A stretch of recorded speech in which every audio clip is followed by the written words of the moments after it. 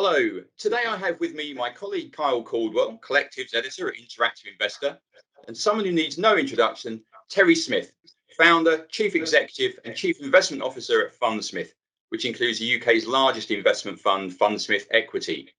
Hello Terry, delighted that you could join us today. Morning. How much attention do you pay to the macro backdrop, especially given your ownership of consumer goods and consumer services companies? Does it influence your decision making in any way at all, or is it completely irrelevant? It's completely irrelevant, in my view. I mean, I'll say a couple of things about it. One is when people talk about consumer goods, and they often take it a bit further than you did in your framing your question, I'm saying, well, the problem is if there's a macro downturn, it's very dangerous to be that close to the consumer, to which my answer is that's right. The only thing more dangerous than being close to the consumer is not being dangerous to the consumer, because in a consumer downturn, clearly consumers change their habits a bit. They spend a bit less, they trade down in brands, they go to own label, etc., etc. So it's not like they're non-cyclical. There's no such thing as non-cyclical, right? So they're affected. But if you think they're cyclical, you should see what happens to the suppliers, right?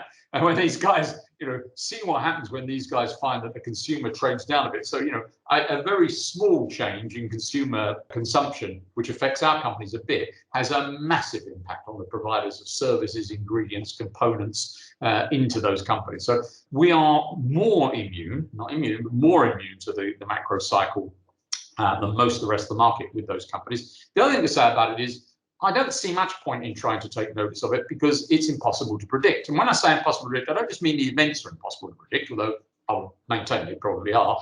I think the impact on the market is impossible to predict. Markets are a two-order system. In order to get what your prediction is about the future right, you need to not only predict the events, but how the market will react. I wrote this in our annual letter this year. Imagine that we were doing this call 1 year ago, and you knew I was a guy who could foretell the future.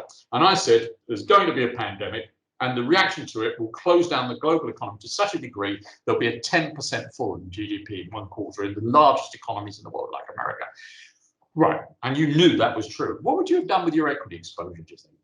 A, maintained it. B, bought a bit more, C, run for the door. I've got you in C mostly. I've got most people in C. You'd have missed out on an above average return last year in the MSCI in equities. Right? How does this sound? It's like there's an old joke about the man who wanted to make a fortune and he prayed that what he would find one day walking down the street by some miracle of time travel was next year's newspaper. And he did, but the trouble is he got the news page and what he really needed was the stock page. Right? To get these things right, you've got to predict the events, the timing of the events, and the rate the market will react. Good luck. I'm not going to even try it. A couple of changes were made to the fund last year. LVMH, Nike and Starbucks were all added. Were those additions made to take advantage of the share price weakness at the height of the COVID-19 market panic? And why, out of all of the companies that fell sharply in the first quarter of last year, did you invest in those three? The short answer is yes. They were companies in our investment universe. We coveted them. They gave us exposure of a sort we didn't have before. We'll touch upon that in a moment. And in the case of Nike and Starbucks, they had 40% share price falls at the same time as other things in our portfolio were riding high on the panic buying of things like disinfectants and home cleaning products and over-the-counter medicines. And we thought the latter effect, the panic buying of disinfectants, basically was likely to be a temporary phenomenon. And whereas we had these very good companies, we thought, which were temporarily disadvantaged in share price terms. So we took advantage. There's always something happening versus something else that we have to think about in these regards. So yeah, look, why those? I mean, an awful lot of people, stocks had very sharp falls, but we're not likely to be buying too many airline stocks, are we? It's not likely to be on our list of things to buy. So it's got to be a fall in something that we want to own, that we know we want to own. Briefly running through them, Nike, world's leading sports apparel retailer and maker of trainers, company with about a 30% return on capital, been growing about 10% per annum. Probably, if you look at the market research, the consumer brand that's most adapted to online sales. And so obviously equipped to prosper, notwithstanding the events of last year or even because of them. Starbucks, we didn't have anything in the QSR area in the portfolio anymore. Clearly, very big hit by the closure of their city centre sit-down facilities. And again, a company with high 20s return on capital, probably something like 7% per annum growth, pretty good stuff. And of course, whilst all this was going on, it had something very positive that happened to it, which was completely ignored, which is its second largest market is China.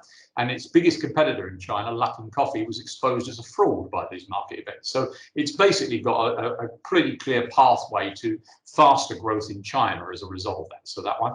LVMH didn't have such a big fall, but nonetheless, we thought we were never going to get better opportunity than last year's events, the closure of travel retail and events in China. We like the luxury goods area. We think we know a bit about it because of our exposure to it through cosmetics businesses and drinks businesses, but we had nothing that was exposed directly in the apparel, accessories, jewelry and watches area. And so we thought the best portfolio of those brands out there is the LVMH portfolio. So that's why we bought that one.